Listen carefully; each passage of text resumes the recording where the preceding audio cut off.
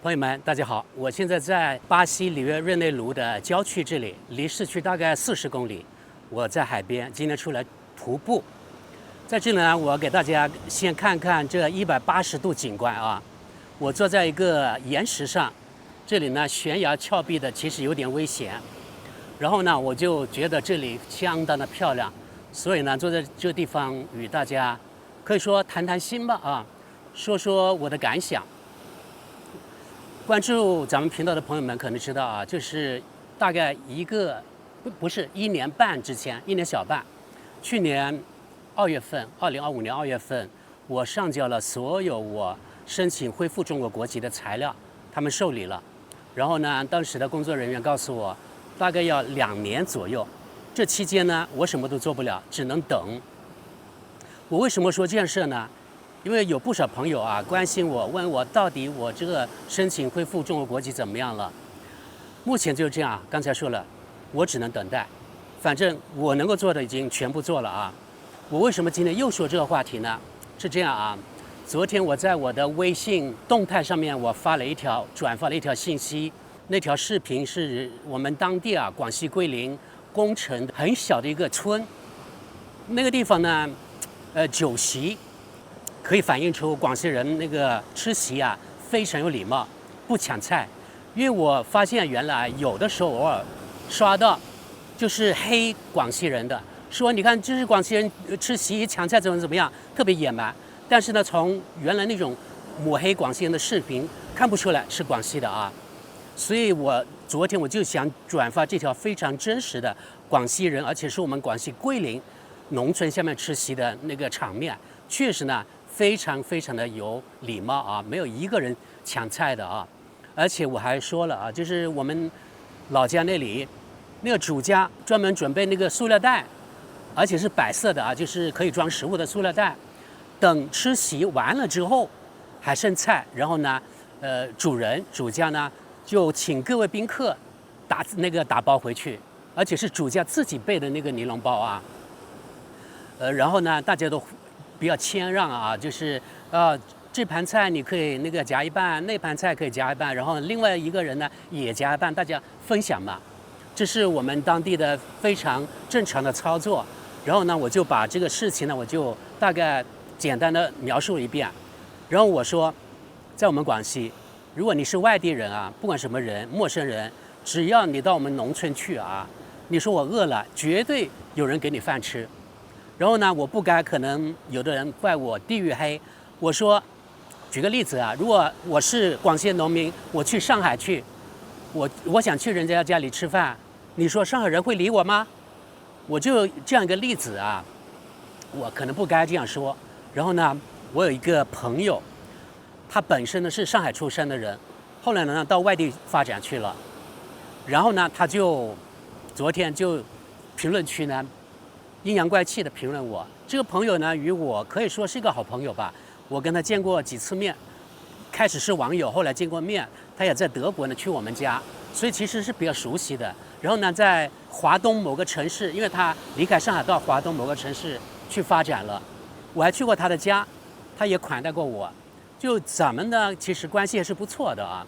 然後呢，他就在評論區說，我是什麼隔岸愛國，然後呢，如果我那個話應該是盡快恢復中國國籍，然後呢回到我們廣西去。從他的評論區看呀，他是有點諷刺我。反正現在就把話說開了，對吧？打開天窗說亮話。既然他這麼說，那我也可以回復他。然後我就說，為什麼我這樣說呢？因為啊，他們全家移民到美國去了，到美國西部某個城市，然後在那個地方買了大 house。買了別墅，然後呢，這個別墅呢是帶泳池的，他給我看過圖片。全家移民，說是因為小孩的讀書怎麼樣，反正這是很多中國的父母啊，有稍微有錢一點移民他們的那個理由。前幾年，其實我有一次我到美國去，我知道他們在那個美國西部，我說我這次呢也到美國西部去，然後呢。他就事先就說，我們家沒有空啊，怎麼樣？我一聽就聽出來了，其實他不想在美國那個地方接待我啊，不想在美國西部他們別墅那裡接待我。其實我沒有這個想法，我只是說呢，我要到那個美西去。之前我也去過，我去那個自駕的啊。其實我根本沒想到他們家裡面去住，但是呢，他就比較敏感，他從開始呢就已經說辭了，意思就是說我們家很忙，怎麼樣。其實那次呢我就有想法了，然後我就給大家說說吧，這個人，我的這個朋友，他為什麼移民到美國去呢？其實他們只是呢為了小孩的教育去美國啊，不是在美國賺錢。大家聽到啊？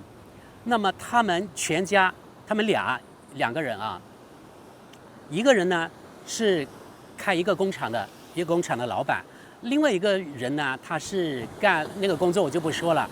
两個人那個資產還是挺高的，因為呢在上海有房，然後呢在華東某個比較大的城市準一線也有房，然後呢他們一個是工廠老板，另外一個呢是收入比較高的人，相當於做諮詢的鉴定的這種，所以他們呢在國內其實呢還有门面，資產是比較雄厚的，我認為，因為如果不雄厚，他們不可能啊移民到美國去，對不对？他們是去美國居住消費的，不是在美國賺錢的。所以我就說啊，我們中國有些人口口聲声說我們在海外華人是離岸愛國，對吧？然後他還說你應該盡快恢復中國國籍呀。然後我就告訴他，我聽出你的意思了，但是我告訴你啊，我也非常感謝你對我的關心。其實我的心裡其實也是在諷刺他，他不是關心我，他是讽刺我，叫我趕快恢復中國國籍，對不對？我說，其實啊，這個恢復中國國籍的事情，我早已經在操作了，而且是1年半之前，我把所有的材料都上交了。然後呢，我把跟中國驻德國領事館的某個工作人員在微信上面的交流的歷史，我截圖給他看，他看見了啊。比如說，我是去年元月份，今年元月份，我跟領事館的那個工作人員那個交流吧，我就問他我的那個申請國籍的現在怎麼樣了？那個領事館的工作人員說，他們呢也不知道，因為他們現在已經沒有任何影響力，他們只是呢把我的材料反馈到中国那邊去，寄到中國移民局那邊去啊，在北京的某個中央機關，對吧？就專門受理入籍的或者恢復中國國籍的那個事。他說他們目前呢，領事館也沒有收到北京那邊這個機關的任何的信息。他說我的話只能等，是今年元月4號的，我跟那個領事館工作人員交流的那個截圖，我就發給我這個朋友，我說為了證明我沒有說謊，為了證明呢，我已經在操作恢復中國國籍了。然後呢，請過目這個截圖，他就沒話可說了啊。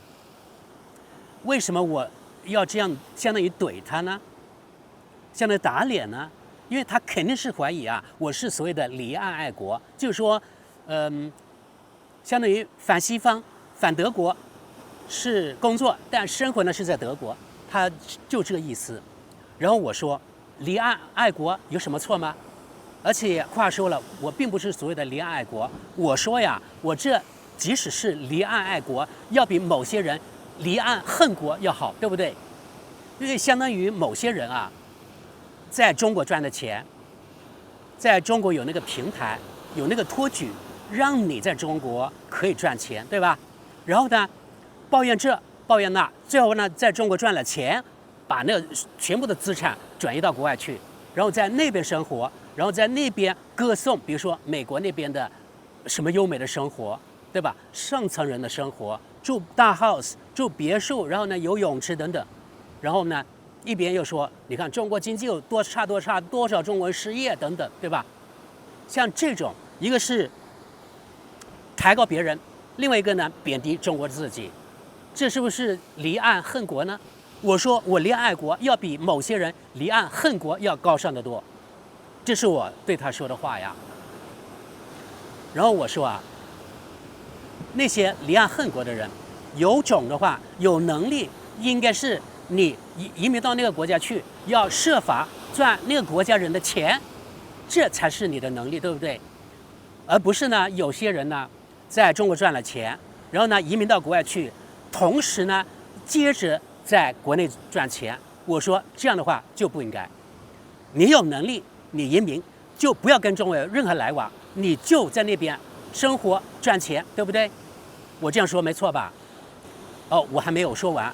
我說有的人總以為在中國賺了錢是他的能力，但是他忘記了這個政府的那個政策的決策，還有這個政府提供的平台，國內的大環境提供了這個能夠賺錢的環境給你，然後呢，你沒有想到這點，以為就是你自己的能力，但是我說這樣是大錯特錯的。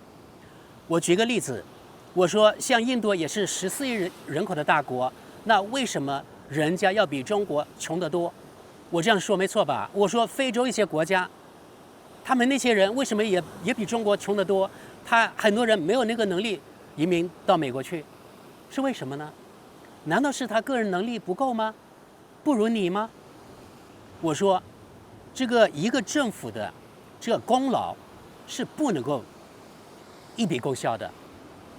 國內的大環境，比如說前幾年，对吧？房地產還特別火爆的時候，一買房就等着升值，对吧？那是當時全國的大環境，並不是說你這個人能力有多高，對不對？像什麼北京呀、上海呀、深圳呀等等等等，這些一線城市，对吧？當時你2007年的時候買一套房，然後呢，直接坐着就升值10倍，那是全國的大環境，而不是說你這個人買了房，你的能力有多強了，對不对？我這樣說沒錯吧？然後呢，這些人賣了國內上千萬資產的一套房，然後就移民，以為就自己的那個能力了。我說這真的是啊，這國家環境托舉你。還有國內的前幾年的時候，經濟形勢不錯，對不对？但是手裡有些餘錢，对吧？然後呢，你作為一個諮詢的、鑑定的一個師傅，有資質的啊，然後幫人鑑定什麼什麼東西，你可以得到很多很多那個辛苦費，這一點呢，算你的能力。但是如果那個大環境不在那裡，你即使有什麼登天的能力，你也賺不了那麼多錢。我說的也沒錯吧，對吧？然後呢，前幾年國內那個經濟啊，全世界經濟都不錯，對不對？然後呢，中國的基礎設施、電力等等都比较在全世界超前的。然後呢，你做一個工厂老闆，電力有保障，然後呢，工人的素質很高，所以你能夠作為老闆，你請工人，工人呢生產效率很高，電力有保障，還有各種供應鏈也非常的齊全，你才能夠在國內賺錢開廠呀，對不對？那如果人家其他國家有那麼好的話，你可以去那個印度去開廠呀，你能賺錢嗎？我說来說去呢，他就沒話可說了。我就說有些人真的沒有自知之明，以為賺了錢就是自己的能力，但是他們忘記了啊，一个政府、一个国家的在後面的托舉。我說這可能是要佔更大的因素，而個人的能力反而是更小的。我這樣說了，跟他說了，我說啊，我們今天把這個話說開沒有關係，因為呢，我覺得打開天窗說亮話。我知道呢，我們兩人的生活的環境不一樣，生活的那個經歷不一樣。因為我在國外，我生活了30多年，我在德國西方國家、發達國家生活了那麼久，然後呢，我在國內經常回國，而且我在國內生活了20多年。我說我2個國家、2個制度我都知道，所以我說我為什麼今天我反而呢要想回到國內，我恢復中國國籍，而與你相反，你設法移民到美國去，咱們是完全2個相反的。我說這是一種圍城心態，我知道，但是我說，因為我在西方生活了30多年，我想，我知道，我理解的西方肯定要比你理解的西方要更深刻，所以我說，我認為啊，我自己更有說服力。我認為呢，我並不是說所謂的離岸愛國，因為我看清了啊，我告訴他，至少像那個歐洲是沒有未來的。這為什麼沒有未來？我就不明說了啊，因為他也不理解嘛，因為他一直在國內生活，就是前幾年才移民到美國去的，而且呢，很多一部分時間他們還是生活在國內，只不過呢，有一個人在陪讀，跟着小孩在那邊上幼兒園、上小學等等。然後他說了一句話，我特別不贊成。他說呀，美國一直在幫助中國進入那個 WTO， 也就是世貿組織。他說自那以後呢，美國一直在幫助中國。我看到他這個句話之後呢，我說我一點都不同意你這個說法。我說美國沒有那麼聖母。你想想看，這些年美國是如何打压中國的，美国是如何制裁中国这個高科技企業的等等。美國有那麼聖母心嗎？他為什麼要幫助中國？他自己美國那麼多無家可歸者不幫，而幫助中國？因為他這個人呢，他只是在國內生活，對吧？沒有接觸過那麼宏大的東西，也不知道國內這個也不知道國際這個地緣政治。我認為他不知道，他就是以為他移民到美國去了，美國是他比較崇拜的國家，因為他年齡呢比我小一點點，相當於也是呢崇洋媚外那一代人吧，所以呢他認為呢是美國在幫助中國，就是因為呢對西方懷有好感。這種人我知道啊，我沒法說服他，所以我就不想那個解釋那麼多了，地緣政治我就不想解釋了，因為跟這種人是雞同鴨講，因為他的生活軌跡跟我完全不一樣。我說我們是生活在不同頻道裡面的人，你呢認為西方好，那移民到西方去；我認為中國好，我想返回那個中國去，而且我想返回廣西去。他還那個說到廣西的時候，說到農民的時候，他又在諷刺。他說你們廣西那個農民一個月有100多塊錢的退休金吧？我說是的。我說我們廣西的農民呢，有183塊錢每個月。實話實說，我說呢，我們廣西農民呢沒辦法呀，只能每天去我們菜園裡去種菜、種稻穀。那我們要吃飯的時候，才到菜園裡面摘菜，然後呢煮着吃。我們自己養雞養鴨，自己吃自己大米，不像呢你們在美國呢可以花幾美元去買1斤大米，然後呢花幾美元的東西去買一些蔬菜，不知道有幾天的，等等等等。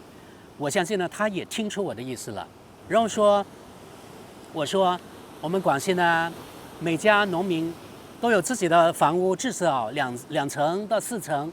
這是我們那裡的啊，雖然呢沒有你們美國的別墅那麼豪華，但是呢，我們至少呢有個遮風擋雨的地方，也不用交房產稅，等等等等。反正我就這樣說了，然後呢，我就把我老家的、我自己家的啊那個樓頂的露台，然後呢360度景觀的那個照片，還有我自己房間的照片，我也發給他看了。我說這就是我的茅草屋，但是呢，這是我自己的，我不用交稅。